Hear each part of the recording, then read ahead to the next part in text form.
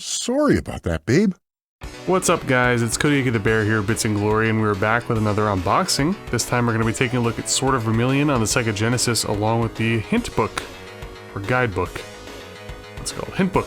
Here we go. Look at that later, though. First, let's take a look here at the wonderful artwork. As you can see, 5 mega memory with battery backup, and there's the 106-page hint book included. Well, the copy that I originally got did not have the hint book, but luckily I was able to find an incredibly mint copy on eBay, which isn't mint anymore because I used it during my playthrough. But nevertheless, still in pretty good shape. Here's the back of the box. You gotta bear with the Sega Genesis reflection here. Evil threatens the world of Vermilion.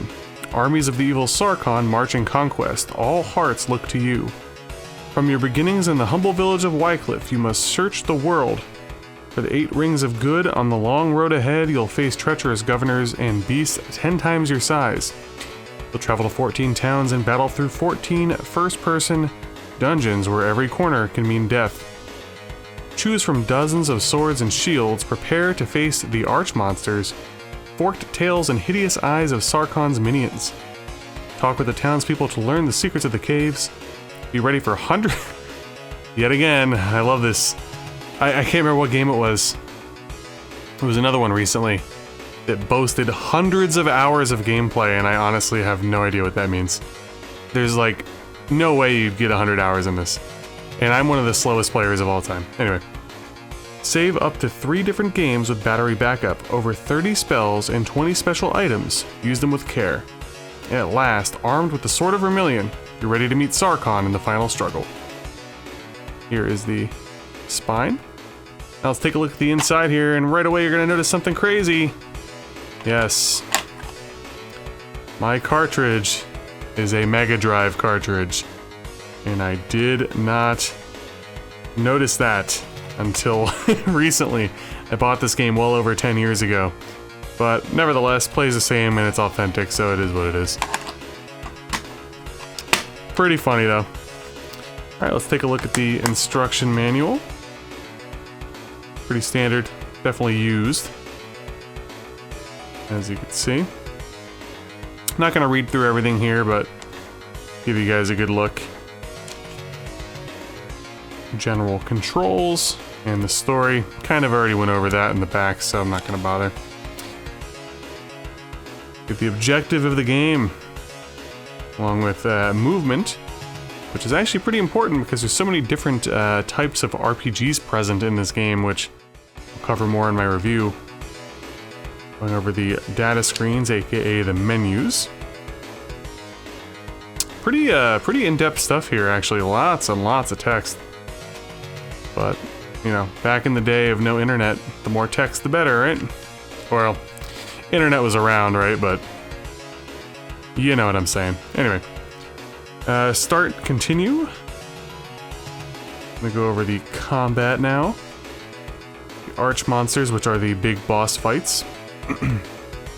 Going over some weapon shops and things that are available in certain areas, as well as the armor and the shields. And you also buy magic in the shops as well. But that's not all. The equipment shops also have things that you could use, consumables, pretty much. And then there's a few items that I'll let you figure that out on your own, as you can see down here at the bottom. Going over the general areas in the towns themselves, the inn, the tavern, the fortune teller, the church. Fortune teller gives some good info once in a while, sometimes not so much. Here is the enemy bestiary, and this is basically literally every single enemy in the game. As you can see, they just get recycled a lot, which is a little lazy, but at least the colors change and the attack patterns change on a lot of them as well, so it's not too bad. Memo section, which I typically don't write anything there. Oh, what do we got here? This was the person that owned it before me. Asti's Cave, Ring of Sky, level 2, must tell King you are staying. Yeah, so I wrote a lot of notes on my notepad on the computer.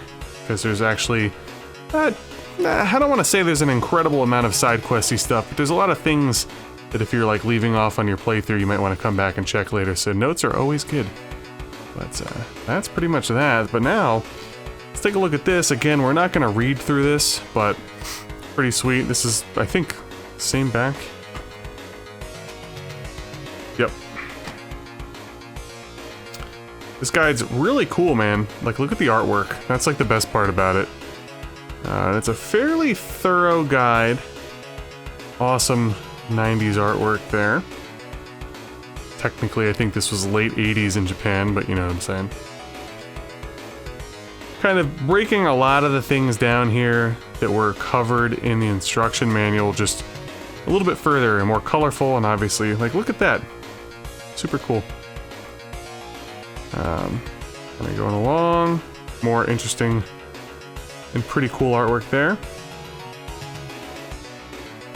And here you can see, as I was referring to, the different reskins, if you will, of the enemy types. It's a pretty thorough breakdown as far as like the stuff that's in the instructions, but expanded upon.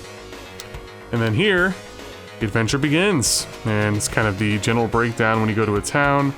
They give you a map, and they tell you what's for sale. The guide will continue to push you along to where you need to go next, including things like the road to Parma, as you could see.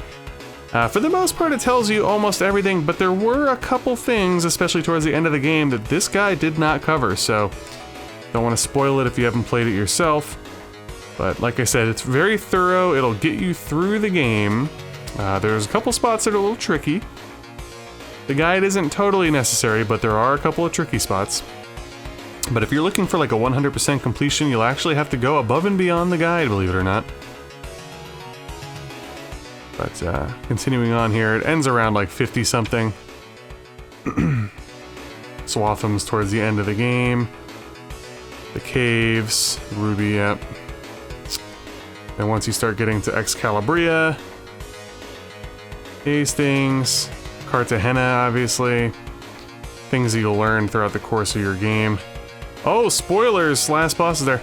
And there's actually a pretty cool sound test. Interesting feature for Sword of Vermilion, and they actually break it down in the hint guide, which is kind of funny. There you go, little end thing. But yeah, overall, man, pretty sweet. Not a whole lot to look at here.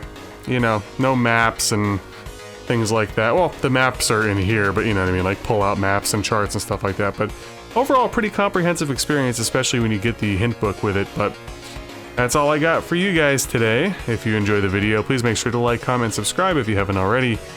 And if you want to check out some Sword of Vermilion content, check out the pinned comment, description below, and possibly the end screen here for my first ever playthrough, and I believe I'll be dropping the review a day or two after this, so stay tuned and stay safe and take care.